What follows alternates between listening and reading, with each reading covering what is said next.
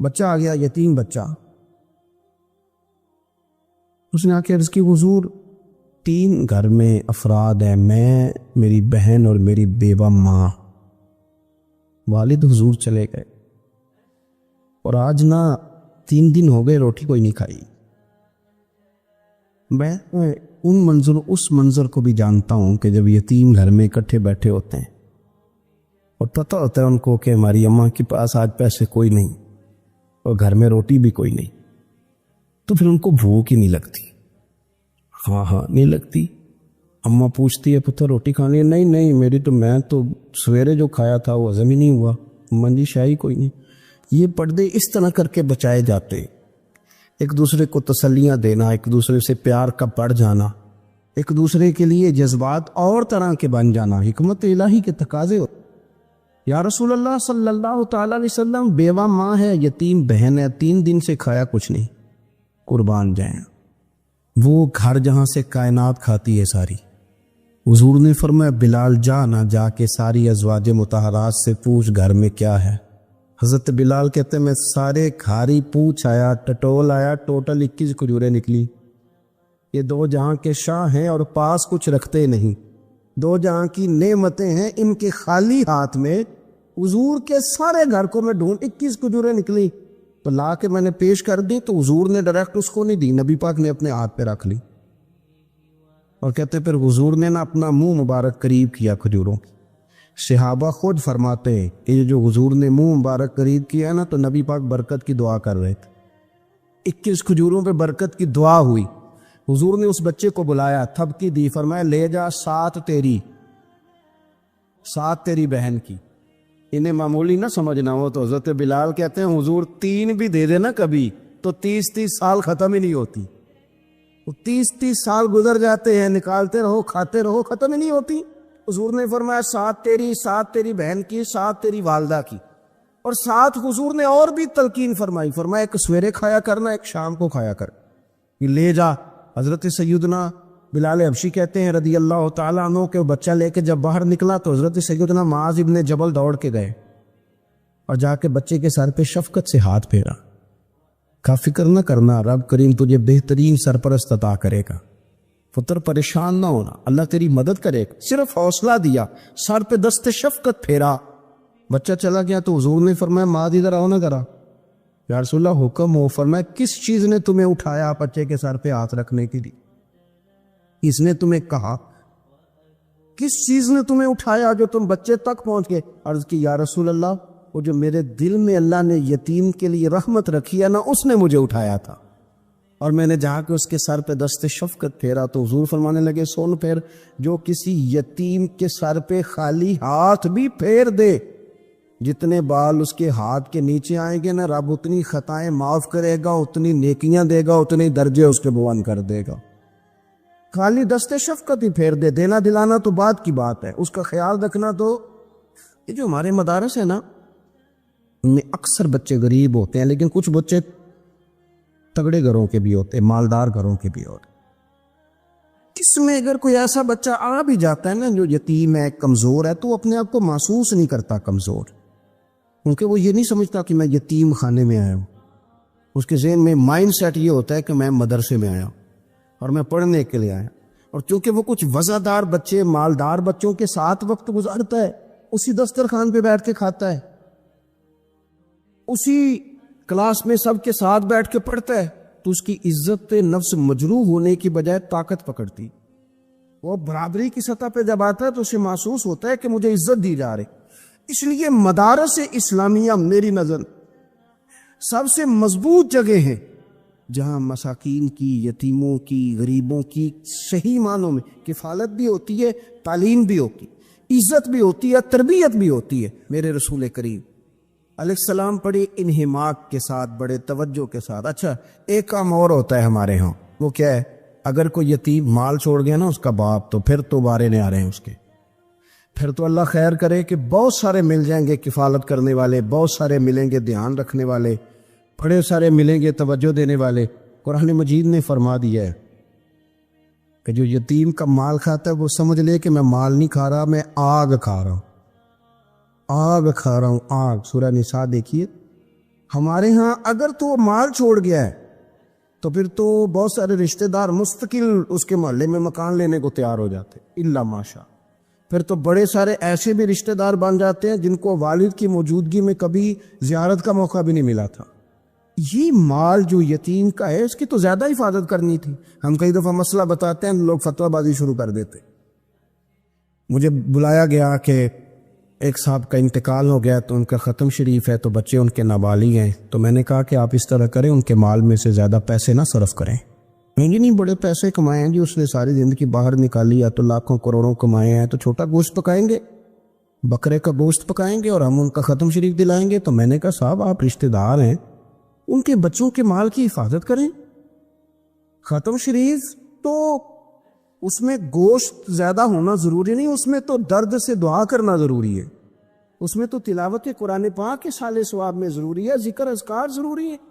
لیکن کیا کیا جاتا ہے کہ بے دریغ مال کا اگر ہو تو، ایک حدیث پاک ہے بخاری مسلم میں، بڑے غور سے سنیے، اور اس کے اندر جتنے پہلو ہیں ان پر پوری توجہ دیجیے گا کہ کہیں ہم ادھر آ تو نہیں گئے۔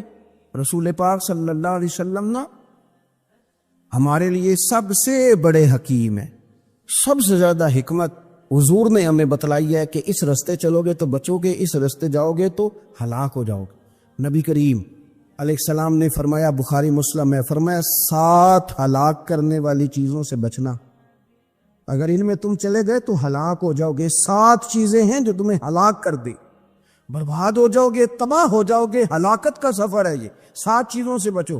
یا رسول اللہ صلی اللہ علیہ وسلم وہ کون کون سی؟ تو حضور نے فرمایا اللہ کے ساتھ شریک نہ کرنا، ہلاک ہو جاؤ۔ دوسرا نبی پاک صلی اللہ علیہ وسلم نے فرمایا جادو نہ کرنا، ہلاک ہو جاؤ گے، ہلاک۔ او یار جسے حضور فرما رہے ہیں ہلاک ہو جائیے، وہ بچے گا۔ نبی پاک صلی اللہ علیہ وسلم نے تیسرے نمبر پر فرمایا جس شخص کے قتل کرنے کو اللہ نے حرام قرار دیا ہے اسے قتل نہ کرنا، ہلاک ہو جاؤ۔ چوتھے نمبر پر رسول پاک علیہ السلام نے فرمایا سود نہ کبھی بھی کھانا، ہلاک ہو جاؤ گے، ہلاک۔ بڑی بڑی دلیلیں نہیں بینک والوں نے، بڑا سمجھایا تو عادی صاحب مان گئے، محترم مان گئے، کہنے لگے نہیں جی نہیں وہ کاروبار میں لگاتے ہیں، بڑے بھولے بالے ہیں ہم، پتہ سارا ہے۔ اور دیکھو سب کاموں کے باوجود مستقل بینکوں میں پیسے اس اکاؤنٹ میں رکھے ہوئے ہیں جہاں سے مستقل سود آتا ہے۔ حضور نے فرمایا نہ کرنا یہ کام۔ تو کہتا میں سود پہ پیسے لے کے کاروبار چمکاؤں گا، تیرے نبی باغ نے تو فرمایا تو ہلاک ہو جائے گا۔ تو کہتا میں مل لگاؤں گا، حضور نے تو فرمایا ہلاکت ہے۔ تو کہتا ہے میں بڑا کچھ کر جاؤں گا تو ہلاکت ہے۔ اچھی طرح سمجھ لیں، اصل مال بھی ضائع ہو جاتا ہے اس بندے کا جو سود کا مال ملا لیتا ہے، اصل برکت بھی اڑ جاتی۔ اور میرے نبی پاک صلی اللہ علیہ وسلم نے 5ویں نمبر پہ فرمایا یتیم کا مال نہ کھانا، ہلاک ہو جاؤ گے، نہ کھانا ان کا مال، یہ کروڑوں ہو، اربوں ہو یا 10 روپے ہو، یتیم کا پیسہ نہ کھا جانا، ہلاک ہو جاؤ گے، ہلاکت تمہیں آ لے گی۔ اور پھر 6 نمبر پر نبی پاک علیہ السلام نے فرمایا کفر سے جہاد ہو رہا ہو تو کبھی پیٹ پھیر کے بھاگنا نہ، ہلاک ہو جاؤ گے۔ اور 7ویں نمبر پر اللہ کے رسول نے فرمایا بے قصور اور بے گناہ عورت پر تہمت نہ لگا، بلا وجہ بہو کے کھاتے نہ کچھ ڈال دے، بلا وجہ بھابھی اور بیوی اور کسی بھی خاتون پر کوئی الزام بے قصور عورت پر بہتان نہ لگانا۔ مار مار کے ایک شخص نے بحال کر دیا بیوی کو اور بعد میں پتا چلا کہ جی مجھے شک ہے تویز کراتی ہے۔ کیا آپ کی سوچ ہے؟ مسلمان اللہ کو ماننے والا اور اس باتوں پر الزام لگائے گا تویز کرا کے لاتی بے قصور عورت پر بہتان؟ ایک تو بات ہے اسے مارنا اور ایک یہ ہے کہ کوئی تکلیف دینا، اور ایک خالی اتنی بات کی کہ بہتان بھی نہ لگانا، اس پر الزام نہ لگانا، یعنی تم نے صرف بے قصور عورت پر الزام ہی لگایا تو حضور فرماتے ہیں ہلاک ہو جاؤ۔ یہ ہلاکت والا کام ہے، لیکن ہم بغیر سوچے سمجھے کہہ دیتے ہیں اس نے کہا ہے، اس نے کیا ہے، یہ کرتی ہے، یہ کام نہیں کرے۔ یہ 7 وہ چیزیں ہیں جو ہلاک کر دیں گی۔ نبی پاک صلی اللہ تعالیٰ علیہ وآلہ وسلم فرماتے ہیں میں نا جنت کا دروازہ کھولوں گا تو ایک عورت کو نا میں سبقت لے جاتے ہوئے دیکھوں گا، یعنی وہ جلدی سے جنت میں داخل ہو رہی۔ یا بعض شارحین کہتے ہیں کہ حضور داخل ہوتے ہی سب سے پہلے اس کا چہرہ دیکھے، حضور فرمائیں گے تو پہلے ہی آ گئی، بی بی جنت میں، حضور نے دروازہ کھولا تو جلدی سے نظر آئی، تو پہلے آ گئی۔ سب نے لکھا ہے کہ اس عورت کی شان یہ ہے کہ سب سے پہلے جنت میں گئی۔ میں نے حدیث پڑھی تو میں نے نیچے حاشیے میں لکھا، میں نے کہا میرا خیال یہ ہے کہ اس کی زیادہ شان یہ ہے کہ جنت میں اس کی سب سے پہلی ملاقات مدینے والے محبوب سے ہو گئی۔ یہ دیکھو کتنی بڑی شان۔ حضور فرمانے لگے تو کیسے پہلے آ گئی، کون ہے تو؟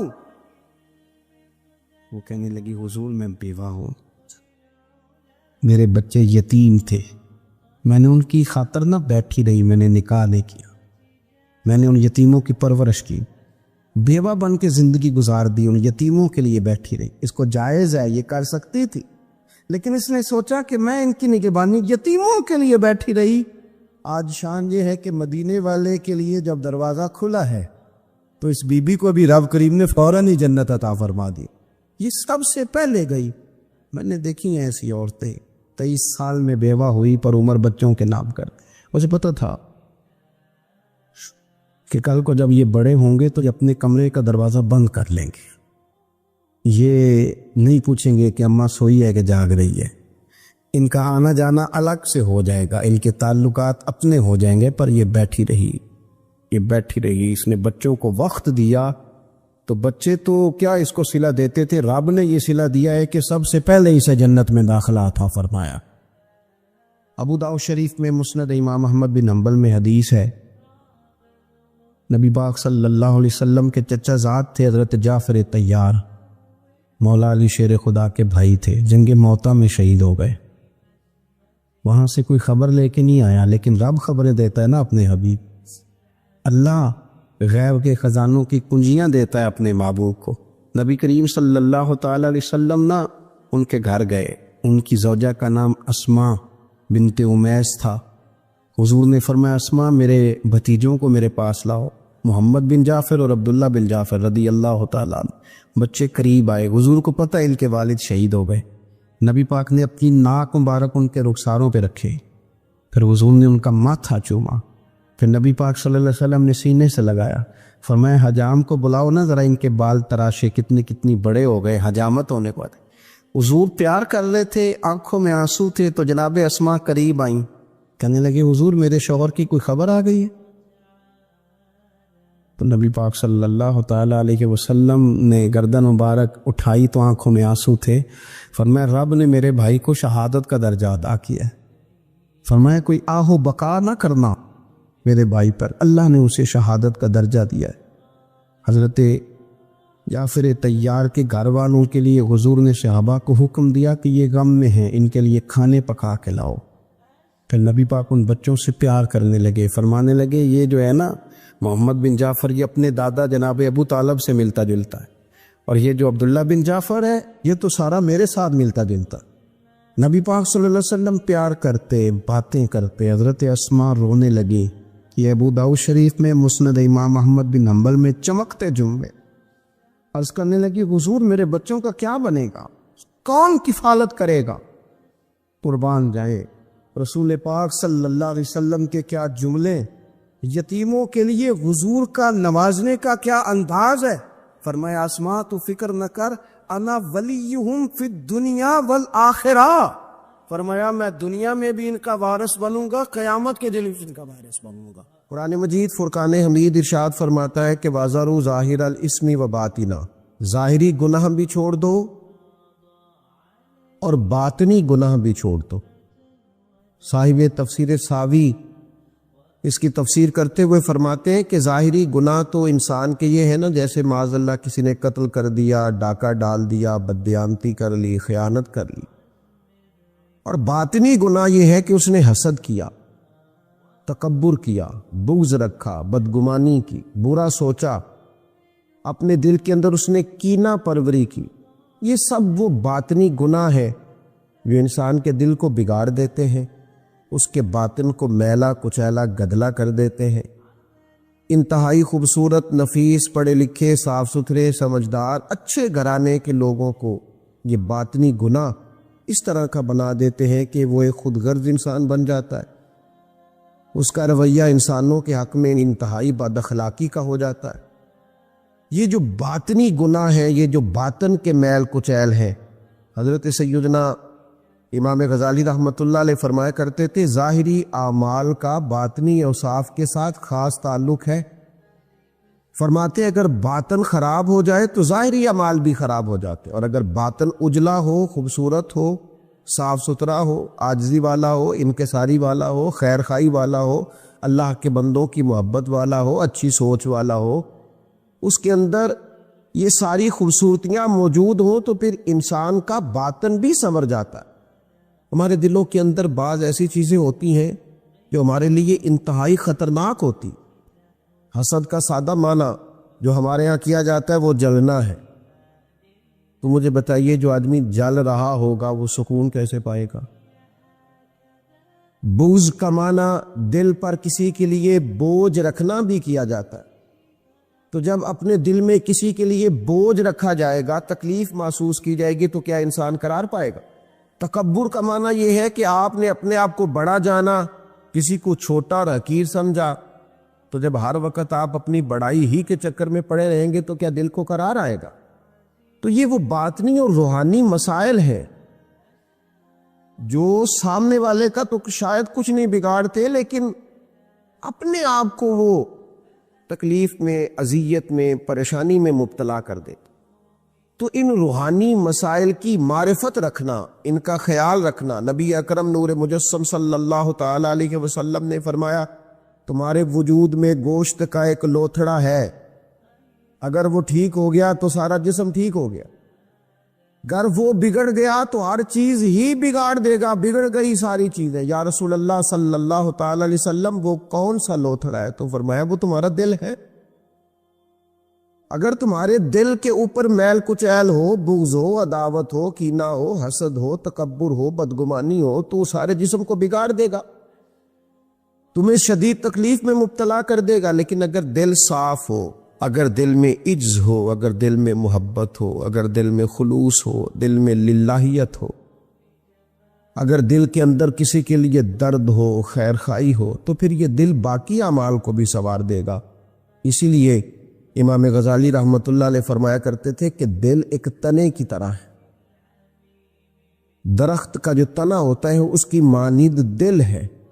اگر تمہارا دل صاف ہے تو پھر جو اوپر شاخیں لگیں گی تنے کے وہ بھی خوبصورت لگیں گی، پھول لگیں گے، پھل لگیں گے، توانائی ہوگی۔ لیکن اگر دل ہی بگڑ گیا ہے، پاک ہوئے تے پاک ہی ملدائی تے بنا پاکو پاک نہیں ملدا، سارے جسم دے تون دے نالوں اکو تولے ٹکڑا دل دا۔ اور اقبال کہنے لگے دلے بیدار پیدا کر کہ دل خوابیدہ ہے جب تک، نہ تیری ضرب ہے کاری نہ میری ضرب ہے۔ دل اگر صاف ہو، یہ جو باطنی ہمارے مسائل ہیں، یہ جو روحانی مسائل ہیں، جب تک ان کا ادراک نہیں ہوتا، اعلیٰ حضرت فاضل بریلوی رحمۃ اللہ علیہ فتاوی رضویہ شریف میں ارشاد فرماتے کہ جو مسائل ہیں نا علم قلب کے، دل کے جو مسائل ہیں، فرماتے ہیں یہ بھی فرض ہے ان کا سیکھنا بھی۔ کون سے مسائل؟ فرماتے ہیں جیسے تواضع سیکھنا، جیسے توکل سیکھنا، جیسے اخلاص سیکھنا، اس طرح باقی مسائل سیکھنا فرض ہے، یہ بھی سیکھنا فرض ہے۔ اور فرماتے ہیں جس طرح بہت سے حرام چیزوں کی معلومات ہونی چاہیے کہ یہ ٹھیک نہیں، یہ منع ہے، یہ درست نہیں ہے، اس سے اللہ رسول ناراض ہو جائیں گے، اسی طرح جو محرمات باطنیہ ہیں، یعنی تکبر ہے، ریا ہے، عجب ہے، حسد ہے، ان کی معلومات ہونا بھی ہر مسلمان کے لیے فرض ہے۔ اور پھر آگے چل کے آپ ارشاد فرماتے ہیں عظیم روحانی پیشوا سلسلہ قادریہ کے عظیم روحانی بزرگ اعلیٰ حضرت فاضل بریلوی رحمۃ اللہ علیہ ارشاد فرماتے ہیں جس طرح پنجگانہ نمازوں کی فرضیت جاننا ضروری ہے، اسی طرح حصول اخلاص کا علم ہونا بھی ضروری ہے، اس لیے کہ ہر عمل کی صحت، ہر عمل کا ٹھیک ہونا، اللہ کی بارگاہ میں قبول ہونا اخلاص ہی کی بنیاد پر ہے۔ اگر اخلاص کی معلومات ہی نہ ہوں گی تو یہ وہ روحانی مسئلہ ہے، یہ وہ روحانی مسئلہ ہے جو تمام اعمال کو ضائع کر دے، اکارت ہو جائے گی کی ہوئی ہر ایک نیکی۔ پھر آپ ارشاد فرماتے ہیں جس طرح حلال و حرام کا علم ہونا ضروری ہے، اسی طرح ریاکاری کا پتہ ہونا بھی ضروری ہے۔ فرماتے ہیں بڑے بڑے عابد ہیں، بڑی بڑی بہترین عبادت ہے، پر اپنے دکھاوے کی وجہ سے، ریاکاری کی وجہ سے اس عبادت کو ضائع کر لیتے ہیں۔ اعلیٰ حضرت فاضل بریلوی رحمۃ اللہ علیہ فرماتے ہیں جس طرح ظاہری اعمال ان کے فرائض سنن واجبات کا جاننا ضروری ہے۔ اسی طرح انسان کے لیے خود بینی اور حسد کے مسائل کا جاننا بھی ضروری ہے، اس لیے کہ حسد تو اعمال کو کھا جاتا ہے جس طرح لکڑیاں کھا جاتی۔ یہ جو روحانی مسائل ہیں، یہ جو اندر پنپ رہے ہوتے ہیں، امام غزالی رحمۃ اللہ علیہ فرماتے ہیں اس میں تخصیص نہیں کہ یہ تکبر، حسد، بغض، عداوت صرف جہلاء میں ہوتا ہے، کہتے ہیں یہ پڑھے لکھے لوگوں میں بھی ہوتا ہے۔ اس میں تخصیص نہیں کہ یہ صرف غریبوں میں ہوتا ہے، یہ امیروں میں بھی ہوتا ہے، یہ صرف نادانوں میں نہیں ہوتا، سمجھدار لوگوں میں بھی ہوتا ہے۔ ان اعمال کا جاننا، ان کا حساب کرنا، یہ بڑا روحانی موسم ہے رمضان المبارک کا۔ اس مقدس موسم کے اندر جہاں ہم اپنے ظاہری اعمال پر توجہ دیں گے، جس طرح ہم اپنے نماز کو ٹھیک کریں گے، وضو کو ٹھیک کریں گے، جس طرح زکوٰۃ ادا کی جائے گی، اسی طرح روزہ ایک باطنی عمل ہے جو اللہ اور بندے کے درمیان راز ہے۔ تو روزے کے باطنی عمل کے ساتھ ساتھ ہم اپنے باقی اعمال پر بھی توجہ کریں کہ ہمارا دل کہیں حسد کا شکار تو نہیں، بغض کا شکار تو نہیں، عداوت کا شکار تو نہیں، بدگمانی کا شکار تو نہیں، عجب کا شکار تو نہیں۔ اگر دل کے اندر یہ ساری بیماریاں ہوں گی تو یاد رکھیے گا، سارے اعمال کے باوجود، ساری نیکیوں کے باوجود انسان نہ قرار پا سکے گا، نہ وہ نیکیاں اللہ کے حضور قبول ہوں گی، نہ اسے کوئی فائدہ ہوگا۔ اپنے ان روحانی مسائل کے حل کے لیے سب سے پہلے کوشش کی جائے، اپنے باطن سے ان قدورتوں کو، ان بیماریوں کو، ان چیزوں کو سب سے پہلے نکالا جائے۔ اگر دل صاف ہو جائے، دل پاک ہو جائے، دل طہارت والا ہو جائے، دل عاجزی والا ہو جائے، دل درگزر والا ہو جائے، دل خلوص والا ہو جائے، للہیت والا ہو جائے، دل اللہ کی محبت والا ہو جائے، رسول اللہ کی غلامی والا ہو جائے، تو پھر دل دریا سمندروں ڈونگے کون دلاں دیا جانے، 14 طبق ساڈے دلے دے اندر اسی تمبو وانگو تانے۔ اور پھر تو کیفیت یہ ہو جاتی ہے کہ ہم نے دل میں سجا رکھی ہے تصویر یار۔ جب یہ ساری بیماریاں نکل گئیں، اب ہم نے دل میں سجا رکھی ہے تصویر یار، بس ذرا گردن جھکائی، دیکھ لی۔ فرماتے ہیں کہ میں مزدور لینے گیا، بغداد کے چوک میں مزدور بیٹھے ہوتے تھے، میری ان مزدوروں میں سے ایک نوجوان بچے پہ نظر پڑی۔ بڑا کمزور سا وجود تھا لیکن چہرے پر عبادت کا نشان تھا، ماتھا بتاتا تھا کہ نماز کا بڑا خیال رکھتا ہے۔ میں اس کے قریب گیا، چہرے بھی بڑا کچھ بتاتے ہیں نا، چہروں میں بھی بڑی رانائی ہوتی۔ فرماتے ہیں میں قریب گیا، میں نے اس کو کہا بیٹے مزدوری کرو گے؟ تو کہنے لگا مزدوروں میں بیٹھا ہوں تو حضور مزدوری کے لیے ہی تو بیٹھا ہوں۔ تو میں نے کہا کہ چلو پھر، کہنے لگا نہیں میری کچھ شرطیں۔ میں نے کہا بتاؤ؟ کہنے لگا پہلی شرط یہ ہے کہ لوگ 4 دینار دیہاڑی لیتے ہیں، میں 3 دینار لوں گا۔ میں نے کہا یار بیٹے تو بڑی بہترین ہے، باقی بھی اس طرح کی رکھ لے۔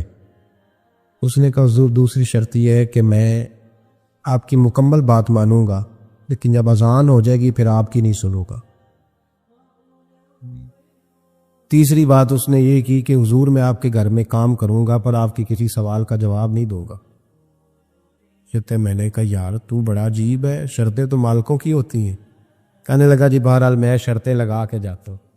فرماتے ہیں میں اسے گھر لے آیا، کام میں نے اس کو بتایا، تو جو کام مزدور سارے دن میں کرتا ہے نا اس نے 2 گھنٹے میں کر دیا۔ ہمارے مزدور سگریٹ پینے میں بھی تو آدھا گھنٹہ لگاتے ہیں، وہ چائے پینے جائیں تو پونا گھنٹہ وہاں۔ ان کو بھی تو دیانتداری کرنی چاہیے کہ نہیں کرنی چاہیے؟ معاہدہ کیا ہے نا جی تو پورا اترنا چاہیے نا۔ کہتے 2 گھنٹے میں۔ اب کام جب بندہ شروع کراتا ہے تو کام اور نکل آتا ہے۔ کہتے کام میں نے اس کو اور بتا دیا، وہ کرنے لگا۔ اس نے مٹی نکال کے رکھی تھی باہر رستے میں، تو اذان ہو گئی زور کی، اس نے وہیں کدال چھوڑی کئی اور چلنے لگا۔ تو میرا بیٹا کہنے لگا اس کو ذرا برابر کر دو۔ کہنے لگے چپ کر جا، تیرے باپ سے بات ہوئی تھی، جب اذان ہوتی ہے تو میں کسی اور کی نہیں سنتا، صرف اللہ رسول کی سنتا ہوں۔ کہتے ہو مسجد چلا کے نماز پڑھ کے آئے تو دوپہر کا وقت تھا۔ میری بیوی کہنے لگی اس کو کھانا کھا لے۔ کہتے ہم نے کہا کھانا کھا لو، تو کہنے لگا میں نے روزہ رکھا ہو، رمضان بھی نہیں تھا، نفلی روزہ رکھا۔ فرماتے ہیں شام ہوئی، میں نے 3 دینار دیے، تو میں نے کہا تیرا نام کیا ہے؟ کہنے لگا میں نے آپ سے کہا تھا میں کسی سوال کا جواب نہیں دوں گا۔ تو وہ چلا گیا. اگلے دن میں پھر لینے گیا اسے, کام کچھ اور نکل آئے تو لوگوں نے بتایا وہ صرف ہفتے والے دن آتا ہے. میں نے کہا کیوں؟ کہنے لگے جی وہ کہتا ہے میرا ہفتے کا خرچہ 3 دینار ہے, جب 3 دینار کما لیتا ہوں تو باقی سارا ٹائم اللہ رسول کی ذکر میں گزار دیا کرتا ہوں. فرماتے ہیں جی اگلے ہفتے میں پھر لینے گیا, میں نے پورا ہفتہ انتظار کیا کہ کام اسی سے کرانا ہے. میں جب گیا تو میں نے کہا چلو, کہنے لگا میری شرطیں یاد ہے نا؟ اور میں نے کہا یاد ہے بھائی, ساتھ چل. فرماتے کام کرایا, 2-3 ہفتے وہ آتا رہا. ایک ہفتے میں گیا تو لوگوں نے کہا حضور آج نہیں آیا. کیوں؟ کہنے لگے بیمار ہو گئے.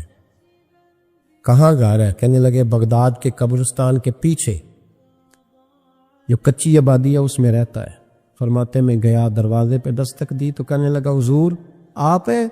دروازہ کھلا ہے, آ جائیے. فرماتے میں اندر گیا تو میں نے کہا تمہیں کیسے پتا چلا میں آیا ہوں؟ کہنے لگا حضور اللہ والے ہو, آپ نہیں آنا تھا, ورنہ امیر تو غریبوں کا پتہ لینے کوئی نہیں آتے. کہتے میں قریب گیا تو کہنے لگا میں آپ کا انتظار کر رہا تھا, تیز بخار ہے, تپ رہا. جیب سے کچھ پیسے نکالے, کہنے لگا یہ پیسے رکھنے. ایک انگوٹھی نکالی,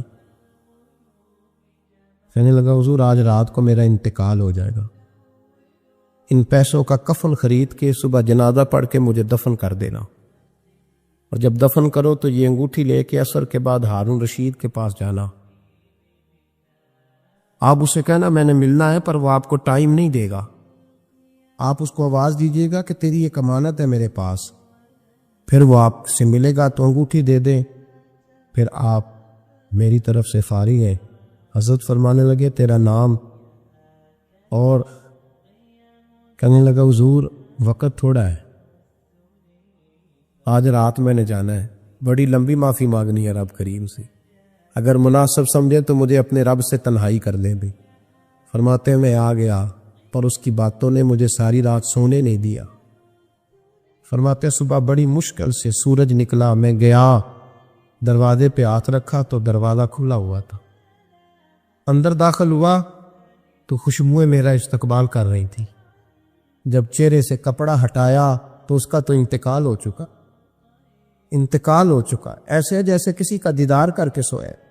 کہتے میں تو 2 آدمی لے گیا تھا جنازے پہ, پر پتہ نہیں دنیا کدھر کدھر سے آئی, کہاں سے. اکھاں جدوں میٹیاں زمانہ مینوں روے گا, اپنا تے اپنا بیگانہ مینوں روے گا. فرماتے میں تو 2 بندے لے گیا تھا پر پتہ نہیں مخلوق کہاں سے آئی. جنازہ پڑا, دفن کیا. ہارون رشید کے پاس میں عصر کے بعد گیا, میں نے بلانا چاہا پر بادشاہ تھا, میری طرف دیکھا ہی نہیں. میں نے اس کو کہا تیری ایک امانت میرے پاس ہے. فرماتے ہیں مجھے کونے پہ لے گیا, کیا بات ہے؟ کمرے میں بلایا, میں نے انگوٹھی دی. ہارون رشید تو چیخے مارنے لگا, کہنے لگا انگوٹھی والا کہاں ہے؟ میں نے کہا وہ تو انتقال کر گیا. کہنے لگا مجھے قبر پہ لے جا. کہتے میں قبر پہ لایا تو وہ لیٹ گیا, تڑپ کے رونے لگا. میں نے کہا میرا کلیجہ پھٹ جائے گا, نہ اس نے کچھ بتایا نہ تو نے بتایا, یہ کون تھا؟ ہارون رشید کہنے لگا یہ میرا بیٹا تھا. میں نے کہا تیرا بیٹا اور مزدور؟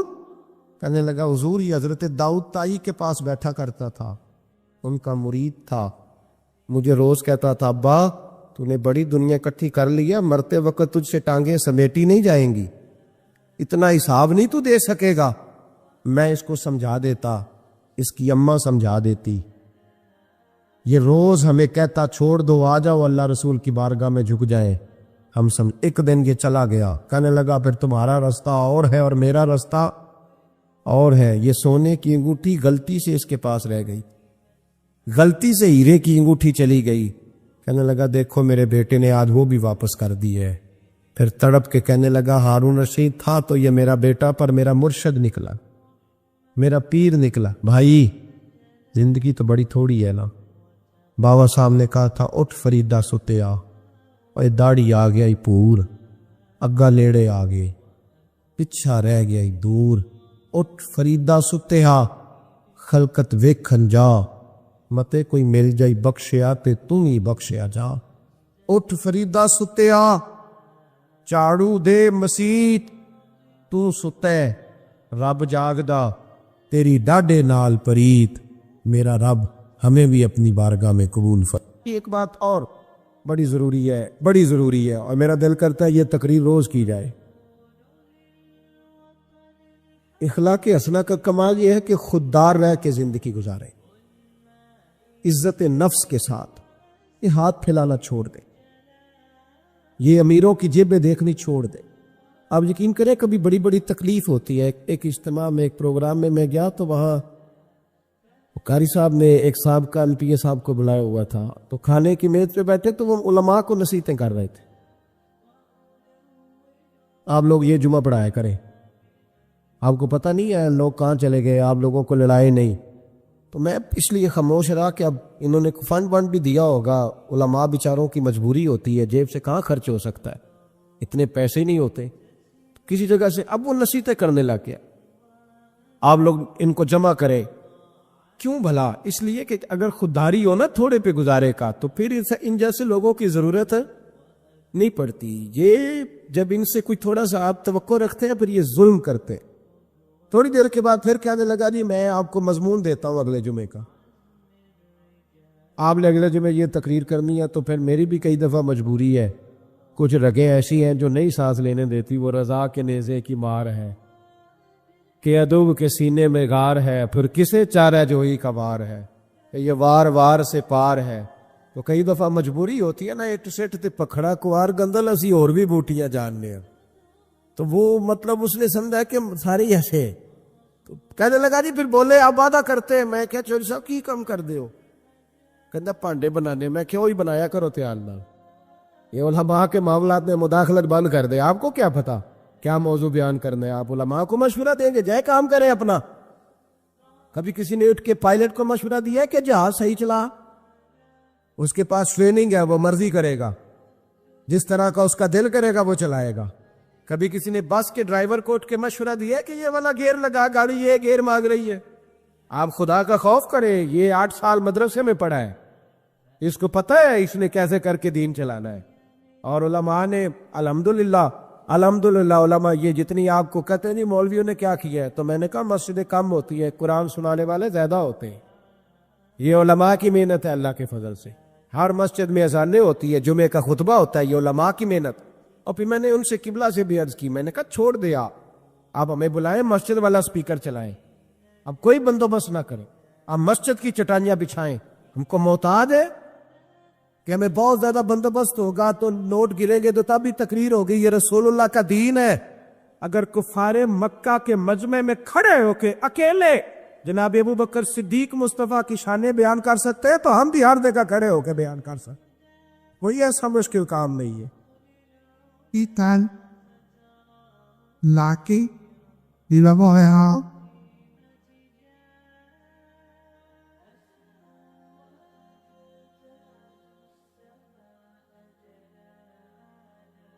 تھوڑی نا خودداری، عزت نفس. یہ غریبوں کو مشورہ دے رہا ہوں، چھوڑ دیں آپ چودھریوں کی گاڑیوں کے پیچھے بھاگنا، کچھ بھی نہیں ہوتا. آپ چھوڑ دیں ان کی پرواہ کرنی. آپ ایک ایک بچے کو خود خرچ اٹھائیں. آپ خود دیکھیں ہم نے کیسے ان کو لے کر کے آگے جانا. خودداری سے جیئیں، عزت نفس. ایک بات مجھے بتاؤ، جس نے حرام کا مال کمایا ہے اور روزانہ چھوٹے گوشت سے روٹی کھاتا ہے وہ زیادہ اچھا ہے یا جو حلال کھاتا ہے پر اچار سے کھاتا ہے وہ زیادہ اچھا ہے؟ آپ عجیب بات کرتے ہیں میاں. میرے ابا جی سے ایک دفعہ میں نے پوچھا ابا جی آپ کو پسند کیا ہے؟ کہنے لگے جدو پتر بھوک لگی ہوئے تو ہر شے پسند ہوندی ہے، تے نظر لگی ہوئے تو نخرے ہی ہوندے نے. اور دوپہر کو بھوک لگی ہو تو اچار بڑا چسکا دیتا ہے، کبھی کھا کے دیکھیں.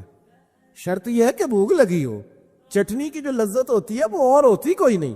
آپ مہربانی کرے، گڑ سے بھی روٹی گزر جاتی. میں نے الحمدللہ خود پیار سے کھانا کھایا.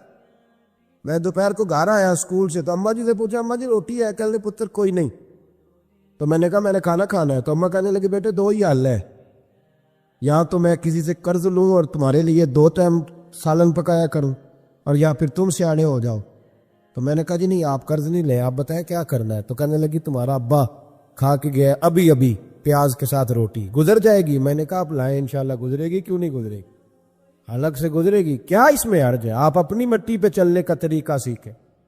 کسی کے سنگ مرمر پہ چلو گے تو پھسل جاؤ گے. آپ چھوٹی مسجد میں گزارا کریں. آپ خودداری سے جیئے. عزت نفس حسن ہے زندگی کا. یہ اخلاق ہے میرے رسول پاک کا. پڑھو ترمذی شریف. حضرت صوبان بن مالک کو سامنے بٹھا کے نبی پاک نے فرمایا سجنا تجھ پہ پیار بڑا آ رہا ہے. حضور حکم کرے اور میں حکم یہ ہے کہ ایک وعدہ تو میرے ساتھ کر, ایک میں تیرے ساتھ کرتا ہوں.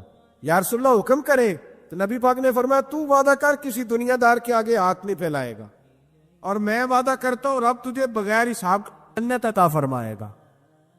شور دنیا داروں سے مانگنا ہے تو رب سے مانگ, رب کے رسول سے مانگ.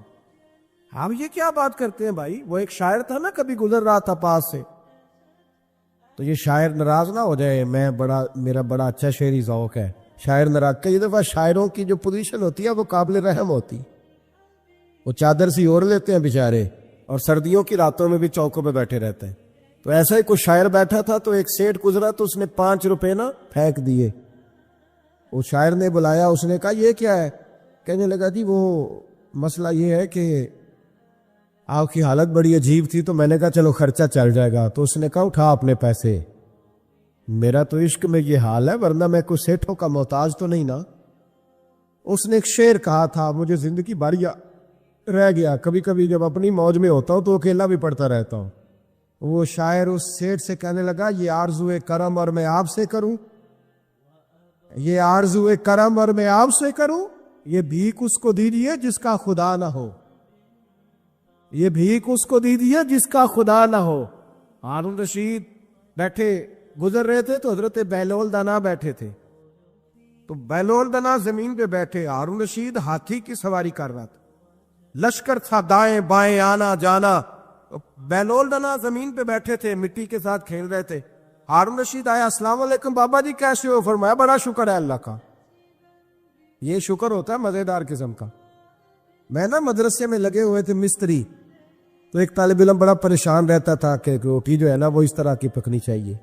تو میں نے اس کو بلایا کھڑکی سے, میں نے کہا ادھر آ تجھے ایک منظر دکھاؤ.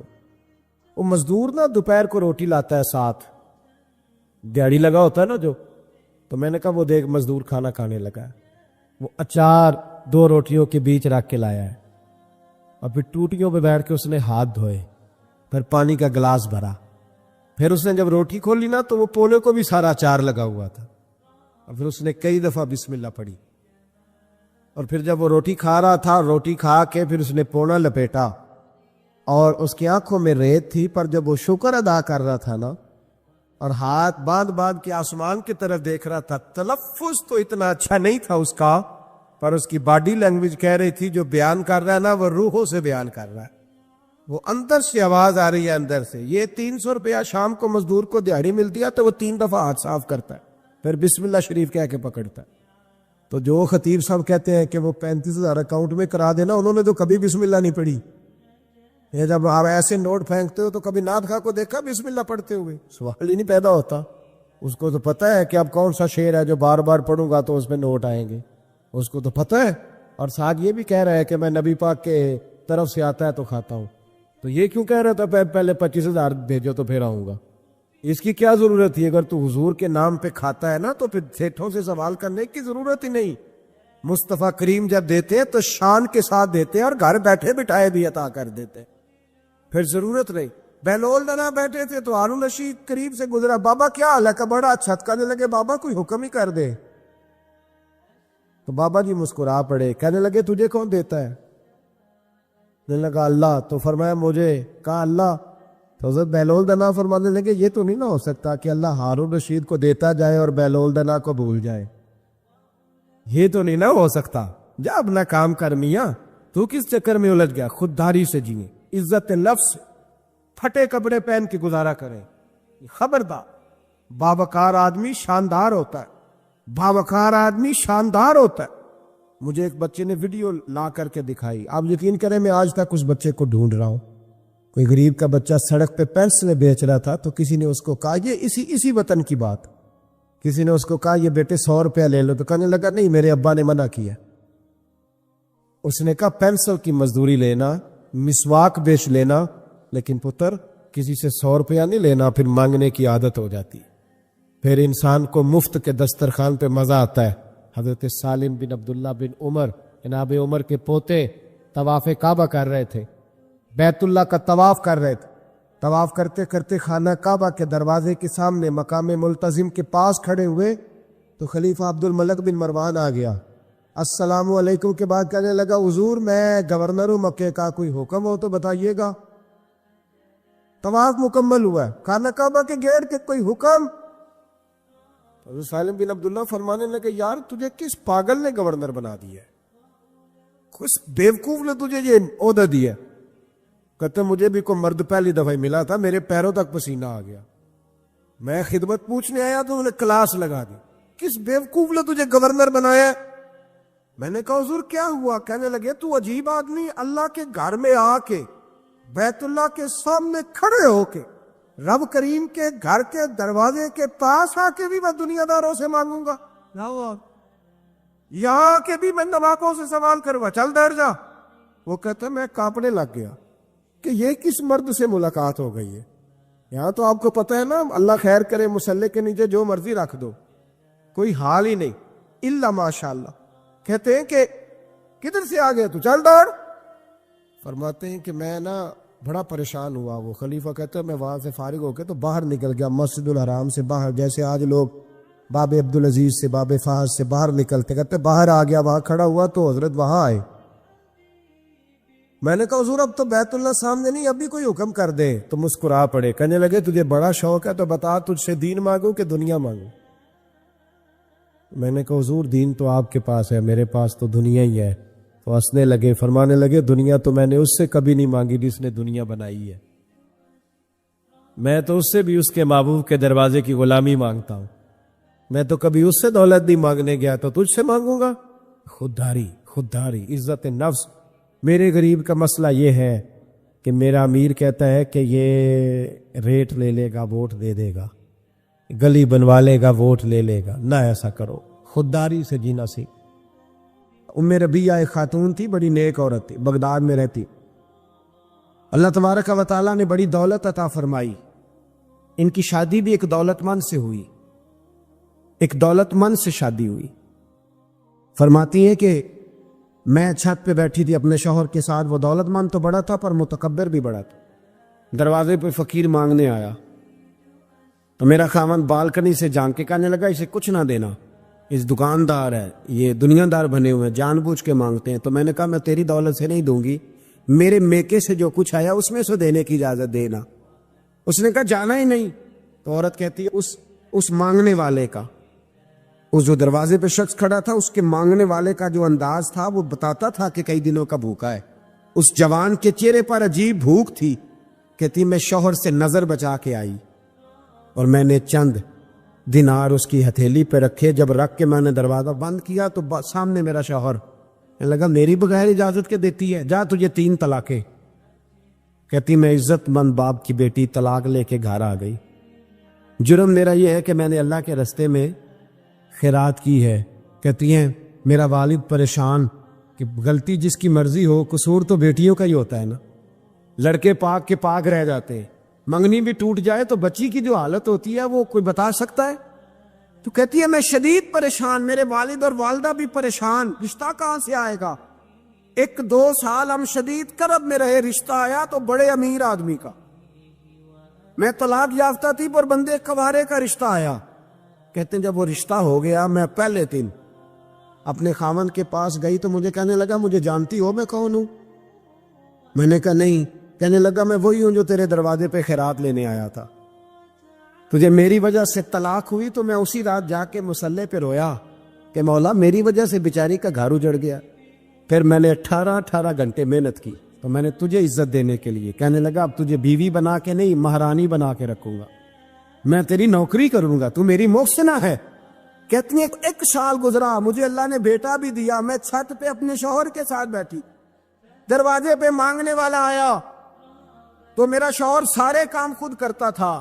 آج جب مانگنے والا آیا تو کہنے لگا جب کوئی مانگنے آیا تو تو نے دینے جانا ہے. کہتی ہے میں دروازے پہ مانگنے والے کو دینے گئی تو میری چیخ نکل گئی, میں دھڑام سے گری. میرا شوہر دوڑا آیا, کیا ہوا؟ کہنے لگی پتہ ہے مانگنے کون آیا؟ یہ وہی ہے جو میرا پرانا شوہر تھا. بے پرواہی ویک سجن دی, جتھے کسے دی پیش نہ جاوے, انہیں تاجاں والے در در رولے.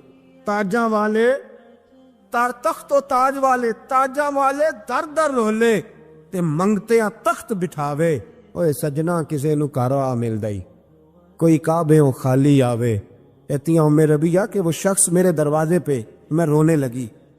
ہمارے اندر کچھ کمیاں ہوتی ہیں کچھ کمیاں. امام غزالی رحمۃ اللہ تعالی علیہ فرماتے ہیں غریب کی یہ کمی ہوتی ہے کہ وہ خودداری چھوڑ دیتا ہے, ہاتھ پھیلانا آسان سمجھ لیتا ہے. یہ غریب کی کمی ہوتی ہے. غریب خوددار رہے تو اللہ اسے عزت عطا کرتا ہے. آپ فرمایا کرتے امیر میں تکبر آتا ہے, امیر خوشامد کو پسند کرنے لگ جاتا ہے. اس طرح بہت سارے کام کرنے کے باوجود بھی نیکی نہیں حاصل کر پاتا. فرماتے جاہل جو ہوتا ہے نا, جاہل, اس میں یہ کمی رہتی ہے کہ وہ اپنی جہالت کی وجہ سے بہت سارے لوگوں کو برا سمجھتا ہے. اور آپ فرماتے ہیں عالم, صوفی اور درویش میں یہ کمی ہوتی ہے کہ وہ کئی دفعہ اپنے آپ کو دوسروں سے بڑا سمجھنے لگ جاتا ہے, اس میں بھی کمی آ جاتی ہے. کئی میری طرح کے لوگ باہر کھڑے ہو کے انتظار کر رہے ہوتے ہیں کہ نعرہ لگے گا تو محفل میں جائیں گے. میں نے بعد میں لوگ مطالبہ کرتے ہیں کہ میں نے تلاوت کیا تو بتاؤ کیسی کی ہے. ان کا دل کرتا ہے کہ کوئی کہے آج بڑی اچھی نعت پڑھی, کوئی کہے کہ آج تو آپ کی تقریر نے کمال کر دیا. امام صاحب فرماتے ہیں یہ کمزوری ہے اندر کی, باطن کی کمزوریاں ہیں, یہ نقائص ہیں ہمارے کہ ہم مطمئن نہیں ہوتے. اس کا نقصان یہ ہوتا ہے کہ آہستہ آہستہ جسمانی زندگی پروان چڑھ جاتی ہے, روحانی زندگی کمزور ہو جاتی ہے.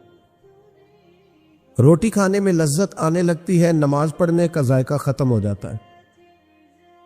سیر مزہ دینے لگتی ہے اور تلاوت قرآن مجید بوجھ بننے لگ جاتا ہے. خوشامد اچھی لگتی ہے اور درود پاک پڑھنا یا تسبیح لے کے ذکر کرنا, یعنی اپنی تعریف سن لیتا ہے, اللہ رسول کی کرنا مشکل ہو جاتی. یہ کب ہوتا ہے؟ جب اس کے اندر کچھ کمیاں رہ جاتی. بخار چڑھنے سے انسان کا چہرہ مورا اسی طرح رہتا ہے, لیکن چونکہ اس کا باطنی نظام خراب ہو جاتا ہے, اب مرضی کا کھانا بھی پکا ہو تو کھانے کو دل نہیں کرتا کیونکہ اندر کا نظام گڑبڑ ہو گیا. اگر تو اپنی اس کمزوری کو دور کرنے میں کامیاب ہو گیا تو پھر تو کامیاب ہے, اور اگر تو اس کمزوری میں الجھ گیا تو پھر تو پہلے سے بھی زیادہ تباہ ہو. لَقَدْ خَلَقْنَا الْإِنسَانَ فِي أَحْسَنِ تَقْوِيمٍ ہے یہ سب سے پیارا, لیکن ثُمَّ رَدَدْنَاهُ أَسْفَلَ سَافِلِينَ کئی دفعہ گر جاتا ہے سب سے نچلے طبقے. ایک غلطی ہوتی ہے, ایک گناہ ہوتا ہے, اس کو لوگ ٹھیک نہیں کرتے, اپنے آپ پر محنت نہیں کرتے. ایک گناہ ساری باطنی بیماریوں کا پیش خیمہ بنتا.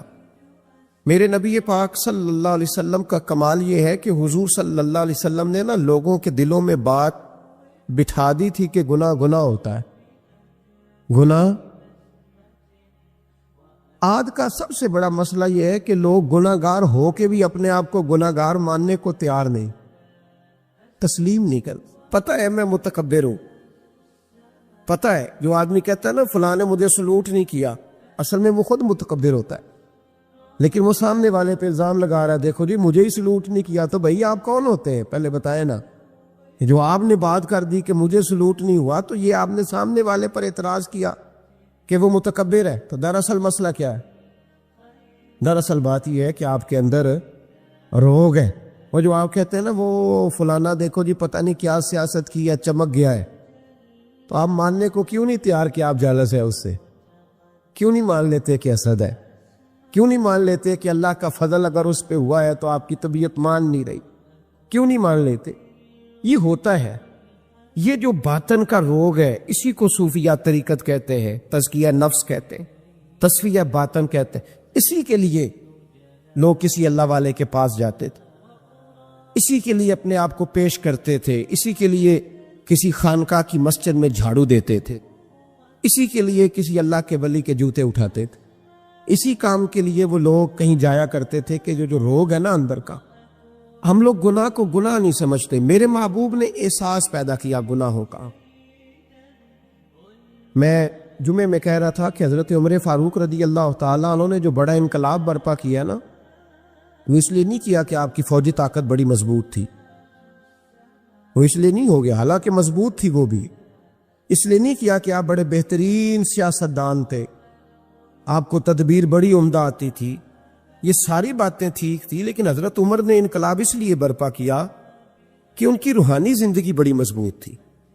اور اللہ قرآن مجید میں فرماتا ہے یا ایھا الذین آمنوا ان تتقوا اللہ یجعل لکم فرقان، ایمان والو اگر تم مجھ سے ڈرو گے تو میں تمہیں بصیرت کی روشنی عطا کروں گا، میں تمہیں شعور کی دولت دوں گا، تمہیں حق اور باطل میں صحیح فیصلے کی تمیز عطا کر دوں۔ دیکھیں کون سا انعام قرآن نے بیان، دیکھیں نا دنیا میں خوش نصیب بندہ وہ ہے جس کے فیصلے صحیح ہوتے، جس کے فیصلے، تو ان تتقوا اللہ یجعل لکم فرقان، یہ سورہ انفال کی آیت نمبر 29 ہے، کبھی پڑھیے گا، قرآن مجید کی آیات بڑا مزہ دیتی ہیں۔ فرمایا اگر تم مجھ سے ڈرو گے تو میں تمہیں بصیرت کی روشنی دوں گا، باطن کا نور دوں گا، پھر تمہاری سادی باتیں بھی بڑے بڑے انقلاب پیدا کر جائے گی، پھر تمہارے لب و لہجے کی سادگی بھی بڑا کچھ کر جائے گی، لیکن شرط یہ ہے کہ ان تتقوا اللہ، تعلق بندوں سے نہ رکھنا، تعلق اللہ سے رکھنا، اللہ سے ڈرنا۔ وَيُكَفِّرْ عَنْكُمْ سَيِّئَاتِكُمْ وَيَغْفِرْ لَكُمْ، فرمایا میں تمہارے گناہ بھی معاف کر دوں گا اور تمہاری بخشش بھی فرما دوں گا۔ حضرت عمر فاروق نے نا ایک دن مچھلی کھانے کو دل چاہا، ہماری منصوبہ بندی ہوتی ہے جب لوگ جمعہ پڑھنے آتے ہیں تو گھر میں چھوٹا گوشت دے کے آتے ہیں، سخت گرمیوں میں بھی، کہتے میرے آنے تک نے اس کو پکا دینا، تو بہو بیچاری اگر کبھی نمک زیادہ ڈال لینا تو ابھی حاجی صاحب جو نماز پڑھ کے آئے ہیں تازی، وہ آتے ہی فوراً کہتے ہیں اپنے بیٹے سے کہ اتنا بھی نہیں تو نے اس کو سکھایا کہ میرے ابا نے خود تجھے گوشت لا کے دیا ہے۔ تو ایک جیتی جاگتی خاتون، ایک مسلمان جس کو بیٹی بنا کے لایا ہے، اس کی انسلٹ کر دی جاتی، توہین ہو جاتا، اور اس کے باوجود وہ حاجی صاحب ناراض ہوتے ہیں، پتہ ہی کوئی نہیں میں مطلب ماں بدولت میں حاجی بھی ہوں، نمازی بھی ہوں، سیٹ بھی ہوں، چودھری بھی ہوں، نواب بھی ہوں، اور میرا گوشت خراب کر دیا۔ یہ ہماری خواہشات نفس نے بڑے لوگ کچل دیے، وہ لوگ اپنی غلطی کو غلطی سمجھتے۔ حضرت عمر کبھی کو خواہش نہیں کی، مچھلی کھانے کو دل چاہا تو آپ کے غلام کا نام یرکا تھا۔ کچھ غلام بڑے وفادار ہوتے ہیں، وہ بیٹوں سے بھی پیارے ہو جاتے۔ حضرت مولا علی کے غلام تھے کمبر، تو ایک دن کمبر نے کہا حضور آپ نے کبھی خوش ہو کے بتایا نہیں کہ آپ کتنے خوش ہیں، تو آپ فرمانے لگے میں تجھے خوش ہو کے بتاتا نہیں میں تجھ سے کتنا خوش ہوں، جب میں تجھ سے خوش ہوتا ہوں نا تو میں تیرے لیے اسی طرح دعا مانگتا ہوں جس طرح میں اپنے حسن اور حسین کے لیے دعا مانگتا ہوں۔ کچھ غلام بڑے پیارے ہوتے ہیں، وہ دعائیں کراتے نہیں، وہ دعائیں لے لیتے ہیں، ان سے دعائیں نکلتی ہیں، وہ فیکٹری میں ملازمت ڈیوٹی سمجھ کے نہیں کرتے، وہ اپنا گھر بنا لیتے ہیں، وہ وفادار ہوتے، وفادار، اور اصلہ نال جے نیکی کریے تو نسلاں تاک نہیں بھول دے ہوتے۔ تو یرکا آپ کا بڑا وفادار غلام تھا، ایک دن آپ نے کہا مچھلی کھانے کو دل کرتا ہے، لیکن مسئلہ یہ ہے کہ 8 میل جانا پڑے گا مچھلی لینے، 8 میل آنا پڑے گا، رہنے دو کھاتے ہی نہیں، چھوڑو اپنے لیے اب چھوٹی سی خواہش کے لیے اتنی مشقت کرنا۔ حالانکہ لوگ لاہور سے گجرانوالے روٹی کھانے چلے جاتے ہیں آج بھی، اور گجرانوالہ والے بھی کئی لاہور آ جاتے ہیں، صبح نہاری سنیں اچھی ملتی ہے۔ ویسے کہا جائے کسی کو کہ گھر سے اٹھ کے مسجد میں محفل ہے تو کہتے ہیں بس گھٹنے نہیں کام کرتے، کمر میں تھوڑی تکلیف ہے، رات میں دیر سے آیا تھا۔ حضرت عمر نے کہا اب 8 میل جانا 8 میل آنا میری مچھلی کے لیے چھوڑو۔ وہ غلام کہتے ہیں میں سالوں سے آپ کا خادم تھا، کبھی آپ نے کوئی خواہش کی نہیں تھی، پر آج جب کی نہ خواہش تو میں نے کہا کہ خواہش کر لی ہے اور کی بھی پہلی دفعہ ہے تو میں پوری نہ کروں۔ کہتے جناب عمر نماز پڑھنے گئے تو مجھے پتا تھا کہ کچھ مہمان آئے ہیں، عصر ان کی ہو جائے گی، کہتے میں نے حضرت عمر کے پیچھے نماز پڑھی، ظہر کی 2 رکعتیں سنت پڑھ کے تو میں گھوڑے پہ بیٹھا، عربی نسل کا گھوڑا بندھا ہوا تھا، دوڑا کے گھوڑا میں پہنچ گیا۔ عربی نسل کے گھوڑے کو 8 میل کیا کہتے؟ کہتے ایک ٹوکرا مچھلی کا خریدا، کئی کلو مچھلی خرید کے تو میں حضرت عمر کی عصر کی نماز ہونے سے پہلے پہلے واپس بھی آ گیا۔ کہتے ہیں گھوڑے کو میں نے ٹھنڈی چھاؤں میں باندھا تاکہ اس کو پسینہ آیا تو خشک ہو جائے، جناب عمر کہیں دیکھ نہ لے۔ کہتے وہ اس کو پسینہ خشک ہو گیا، جب میں اس کے قریب گیا تو گرد و غبار، وہ پسینہ خشک ہوا تو جو مٹی کیچڑ تھا وہ خشک ہو گیا، تو میں نے کہا حضرت عمر تو پھر دیکھ لیں گے۔ کہتے میں فٹافٹ گھوڑے کو کنویں پہ لے گیا، میں نے اسے غسل کرایا، اچھی طرح جب گھوڑے کو غسل کرایا پھر لا کے چھاؤں میں باندھا. ہماری خواہشیں ہوتی ہیں تو کیا حال ہوتا ہے, لیکن یہ خواہش پوری کر کے ڈر رہے. ضمیر زندہ ہے نا, اندر کے روگ ختم ہو چکے. فرماتے ہیں کہ جب عصر کی نماز پڑھ کے حضرت عمر آئے, میں نے بھی نماز ان کے پیچھے پڑھی. گھر آئے تو میں نے کہا حضور اللہ نے آپ کی خواہش پوری کر دی, مچھلی کا بندوبست ہو گیا ہے, بس تھوڑی دیر میں پکا کے پیش کرتا ہوں. کہتے میں نے یہ لفظ کہے تو جناب عمر اٹھے اور گھوڑے کے پاس چلے گئے. گھوڑے کی پشت پہ ہاتھ پھیرا, اس کی ٹانگوں پہ ہاتھ پھیرا. پھر حضرت عمر گھوڑے کے کانوں کے پاس گئے تو اس کا ایک کان اوپر اٹھایا تو کہنے لگے یرکا ادھر آ یار. کہ میں قریب آیا تو کہنے لگے تو نے سارا گھوڑا دھو ڈالا ہے, پر کانوں کے پیچھے سے پسینہ خشک کرنا تجھے یاد ہی نہیں رہا. وہ کانوں کے پیچھے وہ تو یہاں نہیں تو نے پانی ڈالا, تو بھول گیا تھا. اور پھر حضرت عمر گھٹنوں کے بل زمین پہ بیٹھ گئے. کہنے لگے او یار یرکا ادھر آ, تیری وفا میں شک کوئی نہیں, پر میں کوئی زیادہ نیک آدمی نہیں ہوں, میں کوئی زیادہ پرہیزگار نہیں ہوں. میں تو دعائیں مانگتا ہوں میری نیکیاں بدیاں برابر کر کے اللہ مجھے معاف کر دے.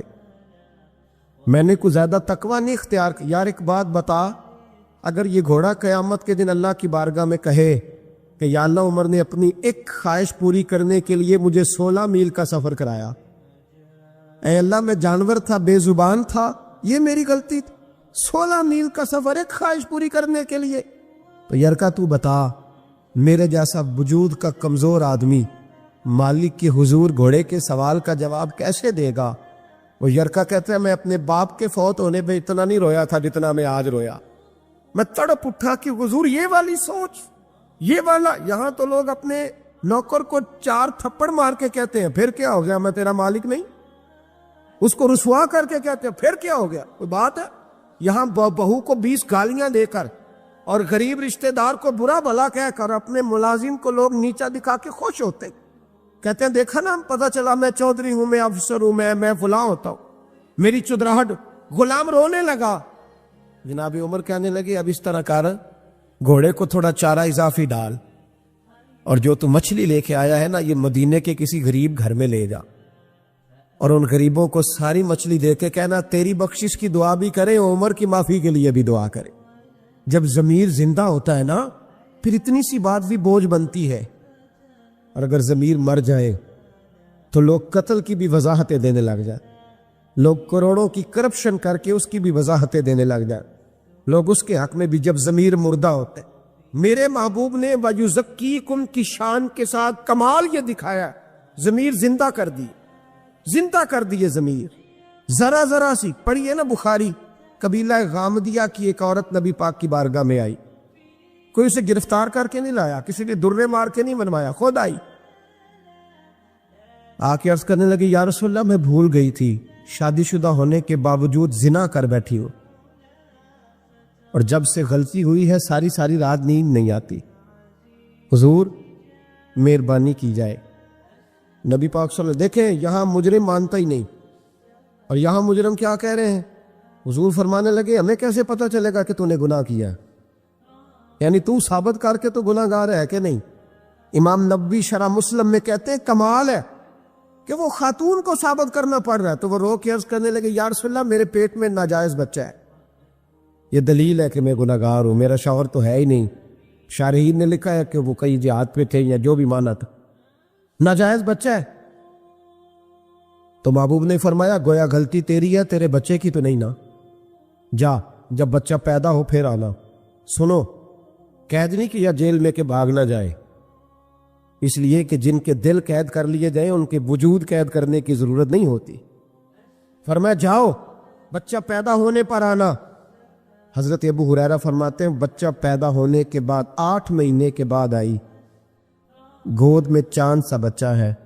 کہنے لگی محبوبہ بچہ پیدا ہو گیا ہے, میری کبھی سزا کا اعلان ہو جائے نا تو حضور میری وہ راتوں کی نیندیں بحال ہو جائے.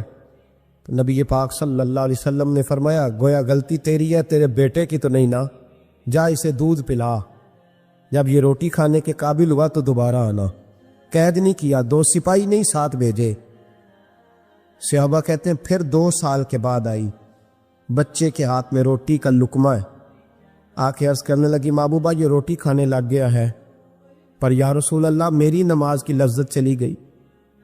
سونیا میں کعبہ تو دور رہ گیا, میں مسجد کو بھی غور سے نہیں دیکھتی کہ میں نے تو رب کو ناراض کیا ہوا. محبوبہ میں تیرے جلوے بھی غور سے نہیں دیکھتی, میں کسی صحابی کا چہرہ بھی نہیں دیکھ پاتی. مجھے معافی مل جائے, مجھے پاک کر دیا جائے, رحمت ہو جائے. محبوب نے بچہ ایک صحابی کو دیا, فرمایا اپنے بیٹے سے زیادہ شفقت کر کے پالنا. صحابی بچہ لے گئے. نبی کریم علیہ السلام نے سزا کا اعلان کیا, فرمایا لے جاؤ اسے, روڑے مارو, سنسار کر دو, پتھر مار مار کے مار دو. حضرت ابو ہریرہ رضی اللہ تعالیٰ عنہ فرماتے ہیں اور جناب انس بن مالک فرماتے ہیں, دونوں حدیث کے راوی ہیں, کہتے اسے روڑے مارے, عورت ختم ہو گئی, انتقال کر گئی, یہاں تک معاملہ اس کا تھا. اب میرے محبوب نے فیصلہ فرمایا. اب نبی پاک نے بات ارشاد فرمائی, دو صحابیات کو بلایا, فرمایا جاؤ اس کی لاش کو اٹھاؤ, غسل دو, کفن دو, اور جب دے لو پھر مجھے اطلاع کرنا. حضرت انس بن مالک کہتے ہیں اسے اٹھایا گیا, غسل دیا, کفن دیا. جب اطلاع دی نا تو کہتے ہیں ہمارے رونگٹے کھڑے ہو گئے, وجود کانپنے لگا. نبی پاک نے فرمایا صفے بناؤ, میں خود اس کا جنازہ پڑھاؤں گا. صفے بناؤ, میں جنازہ پڑھاؤں. سمجھنے کی بات, صفے بناؤ میں جنازہ پڑھاؤں گا. حضرت انس بن مالک فرماتے ہیں اس کا حضور نے جنازہ پڑھایا, اور پھر جتنی دیر میں اونٹ ذبح کر کے گوشت بنا کے کھال اتار کے بانٹ دیا جاتا ہے, اتنی دیر نبی پاک اس کی قبر پہ کھڑے ہو کے دعا کرتے رہے. اتنا ٹائم حضور نے لگایا. ایک صحابی نے کہا یا رسول اللہ اس کے لیے جس نے ناجائز بچہ جنا, اس کے لیے آپ نے اتنا اہتمام کیا؟ تو محبوب نے فرمایا چپ کر, تو نے اس کا گناہ دیکھا ہے, احساس نہیں دیکھا؟ تو نے اس کی غلطی دیکھی ہے, توبہ نہیں دیکھی؟ اور کیا جملے ہیں, کیا انداز ہے محبوب کا. حضور فرمانے لگے اس نے ایسی اعلیٰ توبہ کی ہے, ایسی اعلیٰ توبہ کی ہے, اگر میں اپنی ساری امت میں بانٹ دوں تو اللہ سب کی بخشش فرما دے گا. مسئلہ یہاں یہ بن گیا, احساس رخصت ہو گیا. ہمارا حال یہ ہے کہ ہم اپنے وجود پر لاشوں کا بوجھ تو لیے پھرتے ہیں, لیکن اپنی غلطیوں کو سدھارنے کو تیار نہیں ہوتے. ہم اپنی خطائیں ٹھیک کرنے کو تیار نہیں. اور یہ یاد رکھیں, عادتیں بدل جایا کرتی, عادتیں بدلتی ہیں. حضور عادتیں بدلنے تو آئے ہیں, اخلاقیات ٹھیک ہوتے ہیں, حضور اخلاق سنوارنے تو آئے ہیں. انسان بدل جاتا ہے, محبوب نے بدل دیے لوگ, حضور بدل نہیں آئے ہیں. شرط یہ ہے کہ ہم تھوڑا احساس پیدا کریں. احساس, ہمارا احساس تو کھینچ کے لے گیا ہے ہمارا سوشل میڈیا, ہمارا احساس تو کھینچ کے لے گیا ہے ہمارے رویے. باپ اور بیٹا اکٹھے بیٹھے ہوتے ہیں, باپ کہہ رہا ہوتا ہے بیٹے بڑی پریشانی ہے, تیری بہن کا نکاح کرنا ہے. تو بیٹا کہہ رہا ہوتا ابا جی ذرا ایک منٹ ٹھہریں, یہ پوسٹ بڑی اعلیٰ آئی ہے, یہ ذرا دیکھ لے پہلے کیا نکلا ہے. دل کے لیے موت یہ مشینوں کی حکومت. اقبال بڑا عرصہ پہلے کہہ گئے, کہنے لگے دل کے لیے موت ہے مشینوں کی حکومت, احساس مروت کو کچل دیتے ہیں آلات. چیزوں کا جتنا اچھا استعمال ہے اتنا کرو, اس سے زیادہ نہ کرو. اب تو گند گھروں تک آ گیا, اب تو مجرے, بے حیائیاں, فحاشیاں جیبوں کے اندر چلی گئی ہیں. میں رات بڑی دور تھا تو میں کہہ رہا تھا, وہاں فکر حسین کانفرنس تھی, تو میں کہہ رہا تھا امام حسین کا دن منانے والوں, یزید تو جمعے میں خطبہ دیا کرتا تھا. ہمارے حکمران تو سورت اخلاص اور سورت کوثر نہیں پڑھ سکتے, وہ تو جمعے کی جماعت کراتا تھا. کیوں نکلا امام حسین اس کے خلاف؟ امام حسین کے سارے خطبے پڑھ کے دیکھ لے. امام حسین فرمایا کرتے تھے تارک نماز ہے, شرابی ہے, اور رنڈیوں کا ناچ دیکھتا ہے, اور جس میں یہ چیزیں پائی جائے وہ مسلمانوں کا حکمران نہیں ہو سکتا. تو امام حسین نے تو فحاشی اور یعنی شراب کے خلاف اپنا 6 مہینے کے لیے اصغر سے لے کر 18 سال کے بیٹے شہید کرا دیے. اور میرے موبائل میں سارا گند بھرا ہوتا ہے, پھر بھی میں 10 محرم پہ 4 دیگیں اتار لیتا ہوں. ساری رات بے حیائی دیکھنا, ساری رات فانی, فحاشی اور عریانی کو فروغ دینا, اور 10 محرم آنا تو موٹے موٹے آنسو بھی گرانا کہ مجھے امام حسین سے پیار ہے. تو یہ ہم سے نہ رقم ہوں گے قصیدے یزید کے. ہم لوگ تو حسین کے سیرت نگار ہیں. دو رنگی چھوڑ کے یک رنگ ہو جا, سراسر موم ہو جا یا پھر سنگ ہو جا. ایک کام کر, سارا سال یزید کی فکر کو پروموٹ کرنا, سارا سال یزید کا سپورٹر ووٹر رہنا, بڑے شرابی کے بڑی فوٹو کے نیچے چھوٹی اپنی بھی لگوانا, اور 10 محرم کو دیگے پکا کے حسینی بننے کی ناکام کوشش کرنا. تو بھئی عام لوگوں کو تو دھوکہ دیا جا سکتا ہے، مصطفیٰ کریم کی آل کو نہیں دیا جا سکتا، ان کو نہیں دھوکے دیے جا سکتے۔ تو میرے عزیزو، ضمیر کی زندگی، باطن کی زندگی، وہ جو احساس پیدا ہوتا تھا کسی کو تھپڑ مار کے، وہ جو احساس حضرت محمد بن ابو بکر رضی اللہ تعالیٰ عنہ فرماتے ہیں، اس کو صاحب سبل الہدی والرشاد امام یوسف صالحی نے نقل فرمایا۔ کہتے ہیں کہ میں حضور کے ساتھ ایک جنگ پہ گیا تو واپس ہم آ رہے تھے، تو اس جنگ میں بڑی فتح ہوئی۔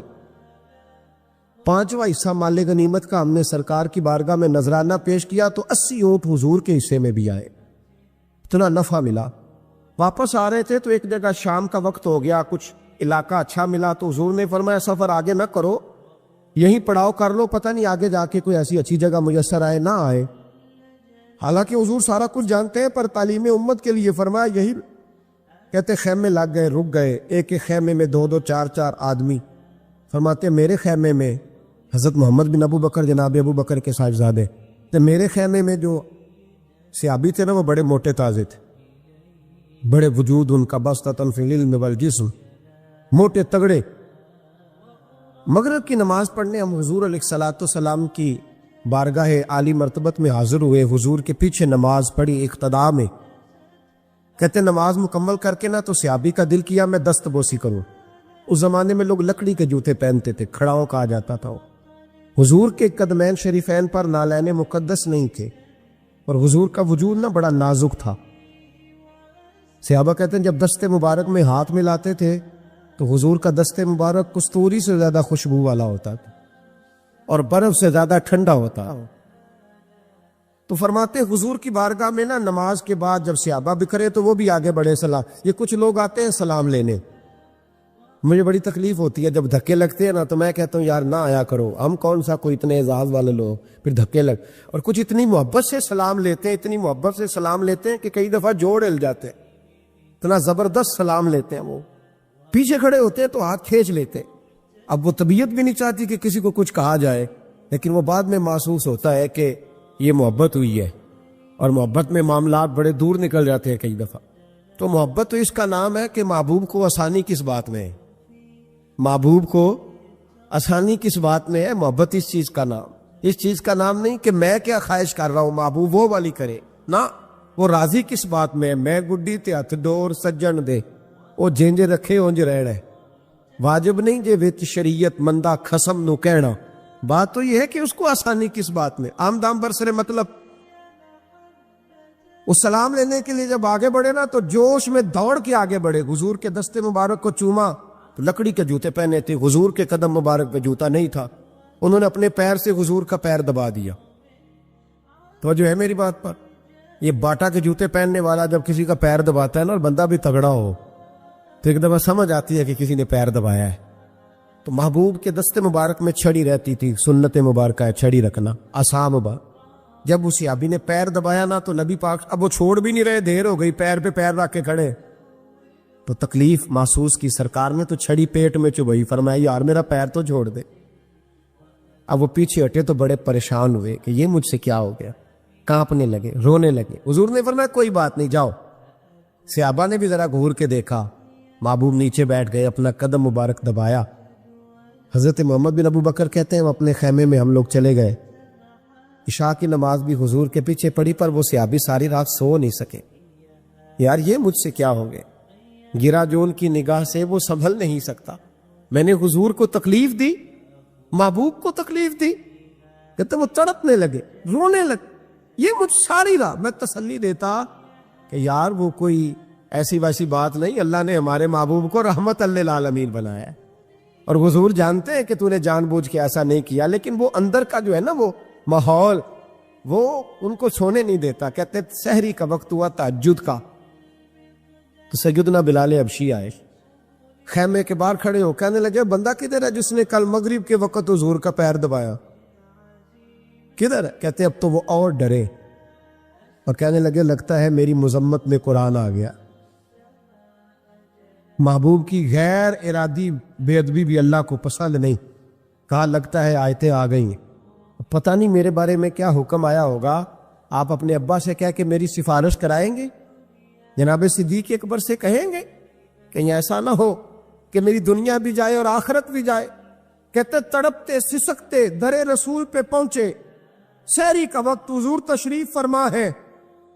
کہتے اب میں اور وہ منتظر تھے کہ کوئی ایسا حکم آئے گا, پتہ نہیں کیا بنے گا, اور اس حکم کے معاملے میں پھر کہاں تک بات جائے گی.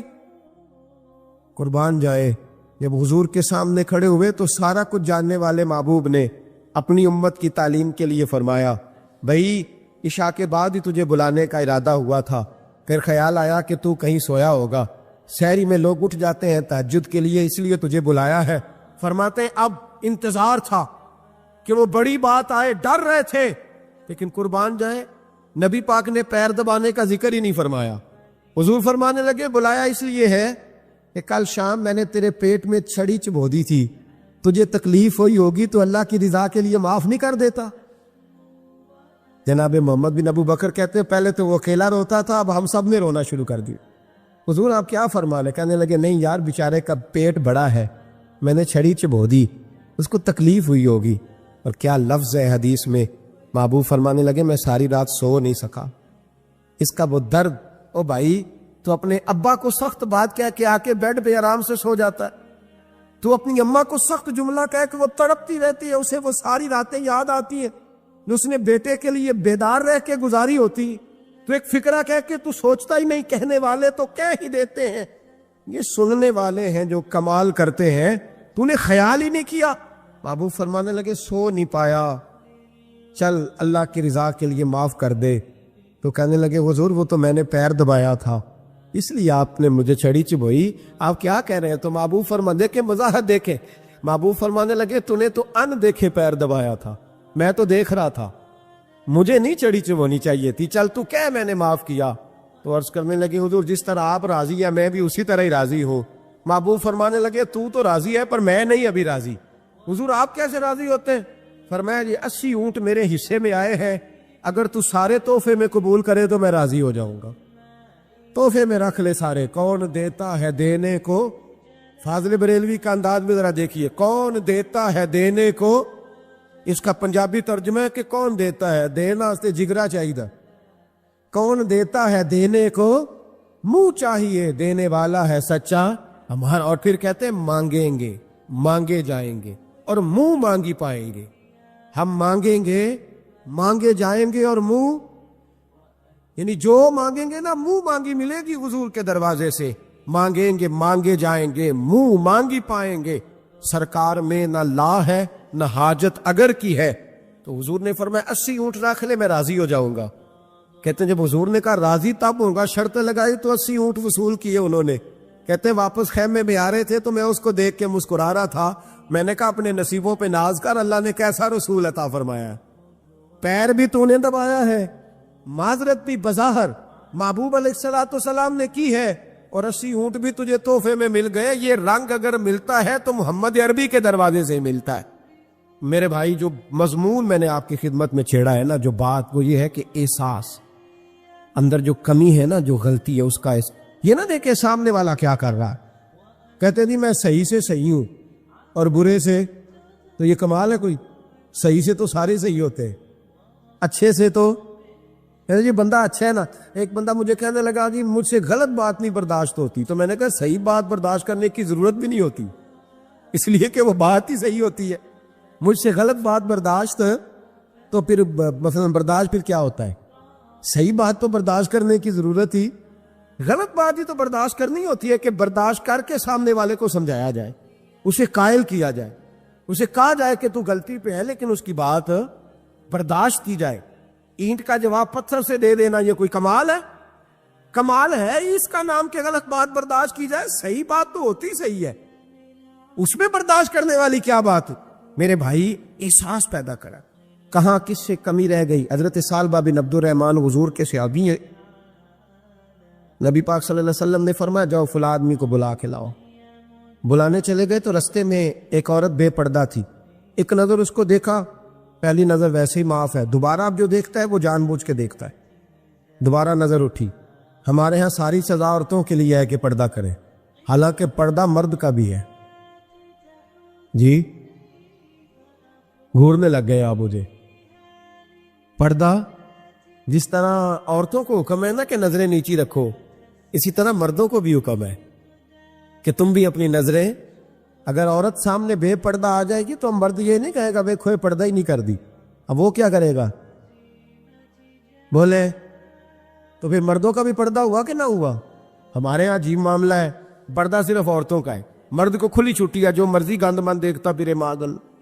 منع کیا نبی پاک اور فرمایا یہ نظر شیطان کے تیروں میں سے تیر ہے، اس سے بچو، یہ تمہاری روح پہ لگے گا، تمہیں گھائل کر دے گا، مار دے گا۔ تو برد کی آنکھ کا بھی پردہ ہے، نظر جھکا کے رکھے۔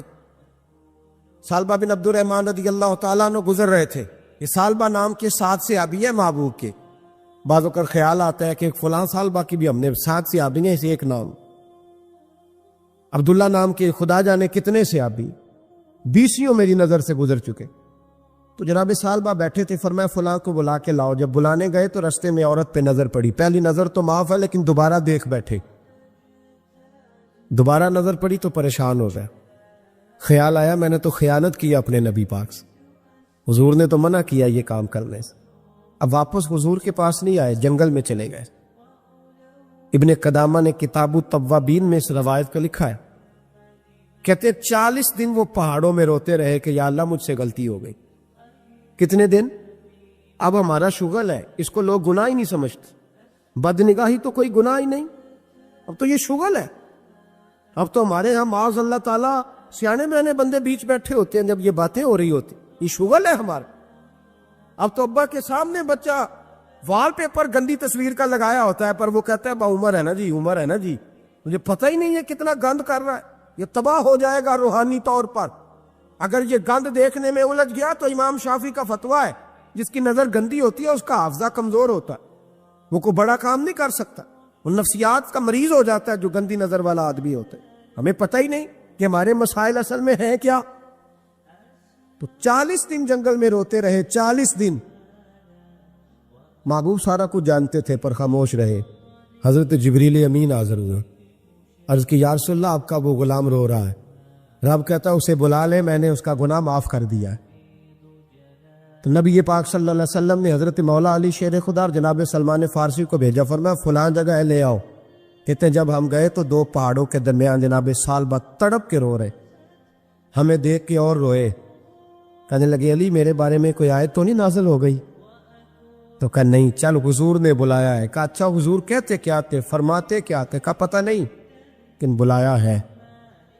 تو جب ہمارے ساتھ چلنے لگے، مسجد نبوی قریب آئی تو کہنے لگے علی بہت بڑا گناہ کر بیٹھا ہوں، نظریں میلی ہو گئیں، وضو نہیں آنکھوں کا، مجھے ڈائریکٹ نہ لے کے جاؤ حضور کے پاس، جب نبی پاک نماز کی نیت باندھ لینا پھر میں جاؤں گا، میں پیچھے کھڑا ہو جاؤں گا حضور کے، میری طبیعت میں حوصلہ نہیں، یہاں تو پتہ نہیں میں کس طرح عشق رسول کا دعویٰ کرتا ہوں منبر پر بیٹھ کر، اور ہماری یہ میلاد آئے گا تو محفل میلاد میں اس طرح کے دعوے ہوں گے اسٹیج پر کہ علمان والا فیس، پتہ نہیں کیا کیا لوگ کہہ دیں گے، پتہ نہیں ہم کیا ہیں اور ہم کیا کہہ رہے ہیں، من آنم کے من دانم، پتہ ہی نہیں، اور کتنا بڑا دعویٰ کر دیا۔ کہ میرے اندر طاقت نہیں سامنا کرنے۔ مولا علی فرماتے ہیں جب حضور نے مغرب کی نماز کی نیت باندھی تو انہوں نے بھی پیچھے نیت باندھ دی۔ اتفاق کی بات یہ کہ حضور نے پہلی رکعت میں سورہ انفطار پڑھنی شروع کر، اذا السماء انفطرت واذا الکواکب انتصرت واذا البحار فجرت۔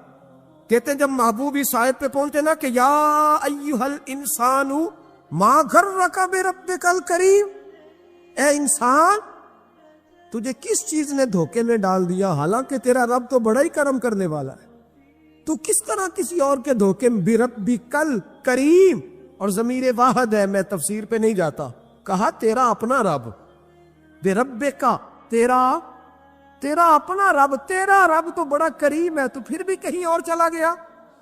جب یہ آیت سنی تو پیچھے چیخ ماری، بے ہوش ہو کے گر گئے، گھر والے گھر لے گئے، نماز مکمل ہوئی تو حضور نے فرمایا کیا ہوا؟ عرض کی حضور وہ تو رو پڑے تھے، گھر لے گئے، محبوب پیچھے گئے تو بے سدھ پڑے، تیز بخار ہو گیا، نبی کریم سرہانے بیٹھے اور ان کی گردن کو اٹھا کر سر کو گود میں رکھا، اور جب بالوں میں دستے مبارک پھیرا تو آنکھیں کھول دی اور جھٹ سے اپنا سر زمین پہ رکھ کے کہنے لگے حضور میں اس قابل نہیں کہ آپ کی گود میں میرا سارا ہے، اس قابل نہیں, بڑا مجرم ہوں.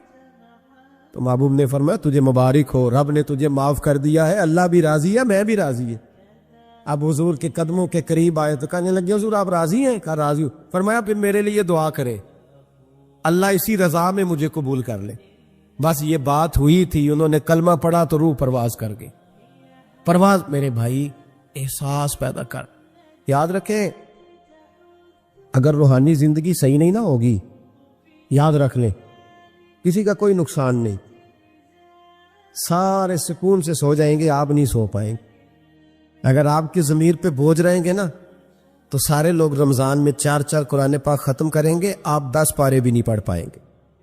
اگر آپ اپنے آپ کو صحیح نہیں کریں گے, روحانی زندگی بحال نہیں ہوگی, تو یاد رکھنا بڑا اپنا آپ سارا کچھ سجا کے ظاہراً بڑے پرہیزگار بن کے بھی اپنے ضمیر کی عدالت میں فیصلہ اپنے حق میں نہیں کرا پائیں.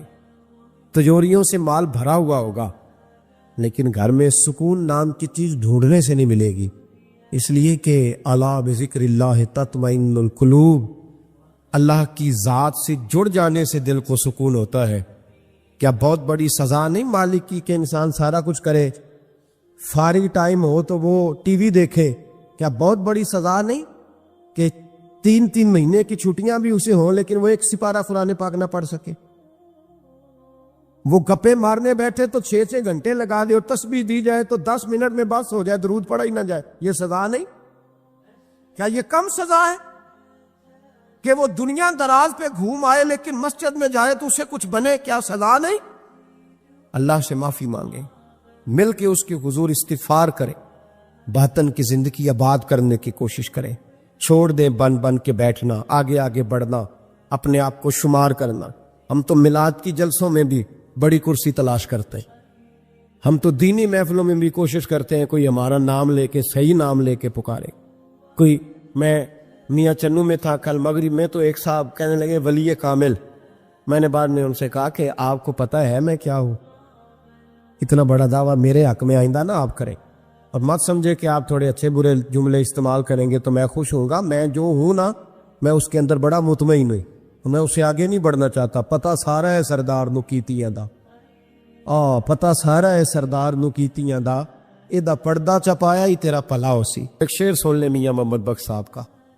میاں صاحب کہا کرتے تھے جتن جتن ہر کوئی کھیڑے تو ہارن کھیڑ فقیرہ. جتن جتن, یہ تو ساری دنیا کرتی ہے نا کہ میں جیتنے جا رہا ہوں. کہتے ہیں جتن جتن ہر کوئی کھیڑے, جتن جتن ہر کوئی کھیڑے تو ہارن کھیڑ فقیرہ. جتن دا مل کوڈی پہندا ہی ہارن دا مل ہیرا. جتن دا مل کوڈی. ابو علی سینا سے کسی نے کہا کہ کیا محسوس کرتے ہو, آج کل کچھ حالات بہتر ہے؟ تو ابو علی سینا چونکہ حضرت ابو الحسن خرقانی کے مرید تھے, ہاں سائنسدان ہونے کے ساتھ ساتھ صوفی تھے, درویش تھے. تو ابو علی سینا کہنے لگے کیا کہتے ہو, حالات کس طرح کیا؟ کہنے لگے مجھے اپنے گناہوں کا پتہ ہے, اتنے بڑے گناہوں کے باوجود میری پردہ دھری نہیں ہو رہی, یہ تھوڑا انعام ہے اللہ تعالیٰ کا. اور اسی زمین پر اس کی نافرمانی کرتا ہوں, اس نے رہنے کے لیے جگہ دی ہوئی ہے, تھوڑا احسان ہے اس کا. میں صبح سے شام تک کتنی نافرمانیاں کرتا ہوں پھر بھی پیٹ بھر کے روٹی دیتا ہے, یہ تھوڑا احسان ہے. تو کہہ رہا ہے آگے بڑھا ہے کہ نہیں, یہ بڑی بات ہے کہ اس نے زمین پہ رکھا. اعلیٰ حضرت فاضل بریلوی کے والد مولانا نقی علی خان صاحب رحمت اللہ تعالی علیہ, امام المتکلمین, ان کے حالات میں لکھا ہے ایک آدمی کو آپ نے نا جگہ دی, کو 10 مرلے آپ کا پلاٹ تھا یا 5 مرلے کا. اس نے کہا حضور کچھ دنوں کے لیے چاہیے, تو آپ نے وہ جگہ ان کو دے دی, جیسے محلے دار دوست کو شادی بھی ہے. تو 10-15 دن کے بعد چابی مانگی, انہوں نے دے دی, تو کچھ درخت انہوں نے کاٹ لیے, کچھ اپنی مرضی کی ترمیم کر لی. تو مولانا نقی علی خان صاحب رحمت اللہ علیہ ناراض ہو گئے, فرمانے لگے میری زمین تھی, مجھ سے پوچھ تو لیتے کوئی تبدیلی کرنی, تم پتہ نہیں میری مرضی کے خلاف تم نے میرے پلاٹ پر یہ کیوں تبدیلی کی؟ یہ اس آدمی کو کہہ کے نا تو 2 منٹ گزرے تو چیخ مار کے رو پڑے. کہنے لگا حضور کیا ہوا؟ فرمانے لگے سوچتا ہوں میری 10 مرلے کی زمین پر میں نے تمہیں اپنی مرضی نہیں کرنے دی, اور میں روز اللہ کی زمین پر اپنی مرضی کرتا ہوں. روز رب کی یہ خیال آ گیا, فرمانے لگے جاؤ بھائی جاؤ, مجھ سے غلطی ہو گئی, جاؤ. یہ سوچ جب پیدا ہوتی ہے پھر بندہ روز نکھرتا ہے, پھر روز وہ غسل کرتا ہے باطن کا, پھر روز ہر جگہ سے اسے نیا سبق ملتا ہے.